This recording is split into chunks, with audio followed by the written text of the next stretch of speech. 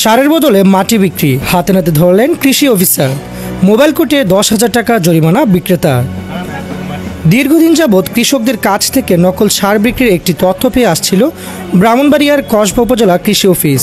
সে অভিযোগের ভিত্তিতে সমগ্র কসবায় সার বিক্রির দোকানগুলোতে গোপনে নজরদারি শুরু করে কৃষি অফিসাররা। অতঃপর উপজেলার গোপীনাথপুর বাজারের মেসার্স ঝুমুর ট্রেডার্স নামক একটি সার বিক্রির খুচরা বিক্রেতাকে সারের বদলে মাটি বিক্রি করার সময় হাতে নাতে ধরেন উপজেলা কৃষি কর্মকর্তা হাজেরা বেগম। ওনার মুখ থেকে কিন্তু উনি খেয়ে বলছে এটা পুরা মাটি, আর কিছু তো পরীক্ষা করার দরকার হয় না। এ পর্যন্ত কতগুলো বিক্রি করছেন আমি স্যার জীবনের আপনি এ পর্যন্ত কত মেট্রিক টন বিক্রি করছেন তাদের কাছে জবাবদিহি করতে হবে আপনার, আমার কাছে না। আমি স্যার জীবনের জন্য স্যার আপনার কাছে অনুরোধ। আমি স্যার জীবনের জন্য স্যার অনুরোধ করে কি লাভ? আমি একজন কর্মকর্তা, কিন্তু আমাদের কৃষকরা বঞ্চিত হচ্ছে। আমি স্যার জীবনের জন্য স্যার আপনি কথা কম বলেন। এটা কত মেট্রিক টন এই পর্যন্ত বিক্রি করছেন? আমি আমার কথার জবাব নাই। আপনি কত মেট্রিক টন, এই শুনেন, কত মেট্রিক টন এই পর্যন্ত বিক্রি করছেন? না স্যার, অত স্যার বিক্রি করি নাই। কত বিক্রি করছেন বলেন? সর্বোচ্চ হয়তো আপনার মেট্রিক টন স্যার হবে না। মেট্রিক টন হবে না? জি না স্যার, জি স্যার। কত মানুষকে আপনি ঠকাইছেন বলেন? স্যার পরীক্ষা করার পর আমার কাছে অনুভূত হয়েছে যে সম্পূর্ণ এই মাটিটা। আমরা দীর্ঘদিন ধরে দেখতেছি যে বিভিন্ন উপজেলায় একটি প্রচারণা চলছে যে ড্যাপের নকল সারটা বিভিন্ন যে ডিলার আছে তারা বিক্রি করছেন।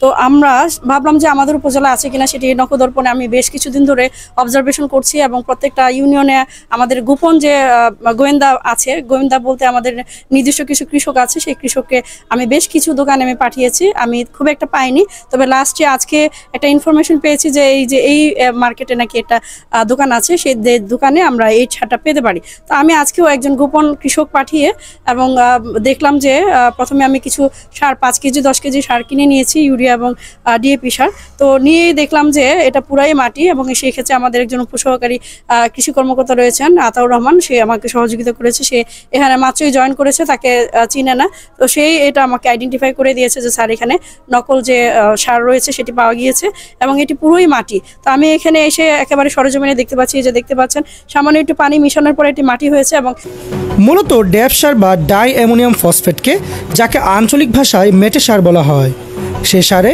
কোনো রাসায়নিক ছাড়াই শুধুমাত্র মাটি বিক্রি করছিল প্রতিষ্ঠানটি। পরে ভোক্তাদের সাথে প্রতারণা করার দায়ে ভোক্তা সংরক্ষণ আইনে অভিযুক্ত দোকানিকে 10,000 টাকার অর্থদণ্ড ও মূল ডিলারের বিরুদ্ধে পরবর্তীতে ব্যবস্থা নেবে বলে নিশ্চিত করেছেন উপজেলা সহকারী কমিশনার ভূমি ও executive magistrate Mohammad Gulam Sarwar. Saidul Islam, voice of Kasba, Kasba, Brahmanbaria.